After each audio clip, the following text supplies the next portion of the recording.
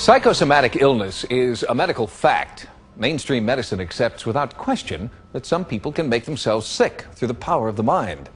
So could the reverse be true? Are we capable of psychosomatic wellness? Can the same mind that creates illness also be used to heal?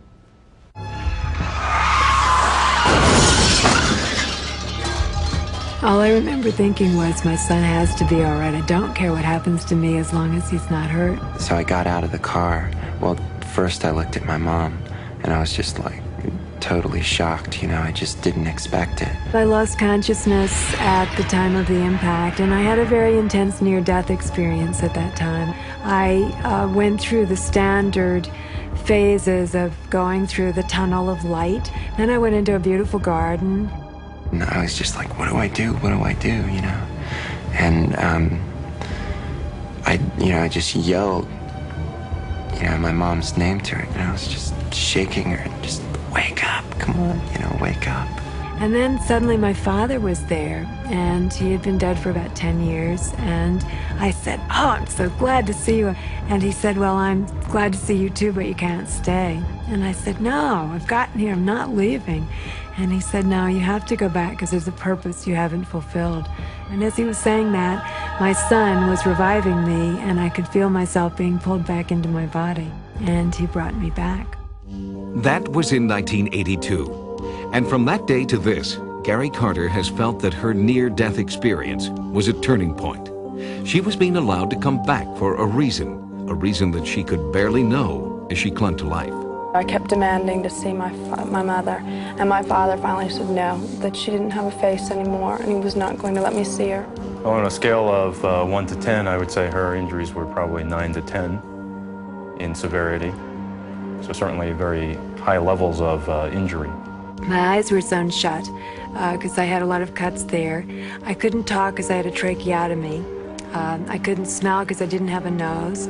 I couldn't talk because I didn't have a mouth. This patient, like many others who have facial injuries, no matter how well the surgeons repair them, they never regained exactly their original normal appearance.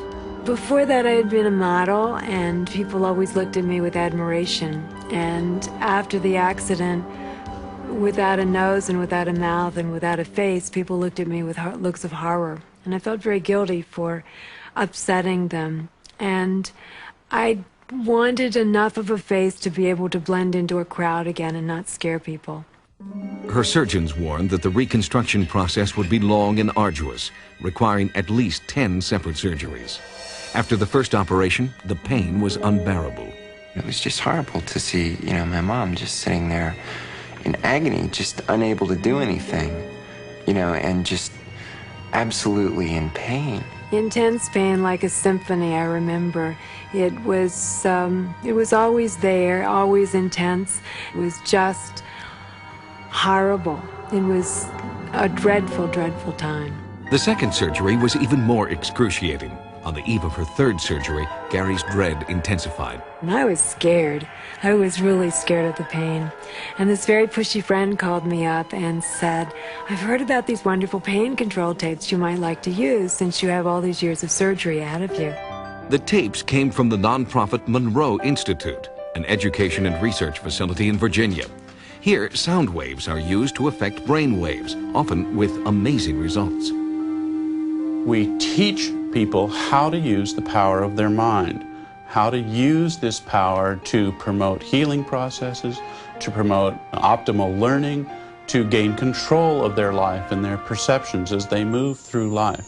The Institute was founded on the principle that focused states of consciousness can be achieved by listening to combinations of sounds that alter brainwave patterns. In this focused state, pain can be eliminated. It's called the Hemi-Sync method. We put one sound in one ear and another sound in the other ear, and when these sounds work together inside the brain, they alter your state of consciousness. They actually change the brain waves inside your head. It's not subliminal. The tones are a part either of music or of ocean waves, depending on the different tapes. For Gari, the tapes had an amazing effect. Her pain threshold changed so dramatically She asked if she could listen to a tape in the operating room. I took the tapes in with me for the surgery to make my nose, and I told Dr. Edgerton if the tapes worked fine, but if not, I'd like my codeine right away, please. And he smiled and he said he thought it would be an interesting experiment, and all the doctors and nurses were quite interested as well. And some of these operations, of course, can be very painful for a time, but with the aid of the tapes, even going down to the operating room area with the tapes playing, she really seemed to deal with the anxiety issues and the post-operative pain issues very well. And I think a lot of the staff were very impressed by how much these tapes helped her. I was relaxed and happy going down into the operating room. It was like going to a fun party instead of the shakes and the queasiness I would have had before. In Gary's case, it was very clear she did not request very much anesthetic when she was using the Monroe tapes. The feeling when somebody's cutting on you when you use these tapes is one of being disassociated. You feel the touching and the pulling or pushing as they're cutting or stitching, but there's no pain associated with it. It's just like a very gentle touch. Where you hypnotize somebody and you tell them you're going to burn them, but you actually reach out and just lightly touch them, the body believes so strongly that it's going to be burned that it will be blistered. Well, you want to use that same kind of mind power to make the body believe so strongly that it's going to get healthy and it's going to have less pain, that it actually kicks in and provides all those things that are necessary for that to happen. I had no pain after that surgery whatsoever. I used the Monroe audio tapes, and there was minimal swelling and bruising, and I went home from the hospital in 2 days instead of 10. The whole theory opens a lot of interesting possibilities. We are just in the very early stages of understanding brain function. Gary continued to use her tapes through 7 more operations. Today, she looks forward to a pain-free life and feels her purpose now is to help others through lectures and her book, Healing Myself. We truly are all one, and we're all here to help each other. And that's what I want this book to do for other people.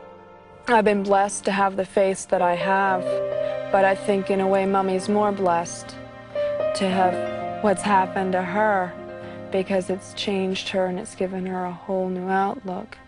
And this is only a skin for me now. It used to be an identity, and now my identity's in here. It's not here.